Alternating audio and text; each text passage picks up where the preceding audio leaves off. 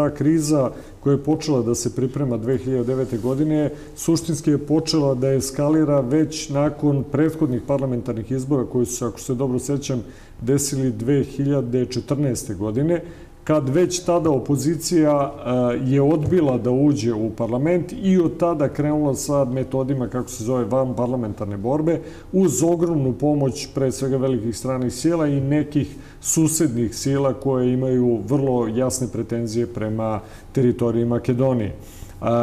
To je do sada cela ta kriza dobila čitav niz različitih usložnjavanja i moram da kažem da način na koji se VMRO i gospodin Gruevski bore sa tom vrstom spoljne destabilizacije preko unutrašnjeg faktora, uključujući i politički i etnički faktor, dakle to je albanski faktor tamo, je dosta, kako bih rekao, iznenađujuće i za svaku pohvalu. Dakle, s obzirom kolika sila udara na njih i koliko dugo se ljudi bore oko toga.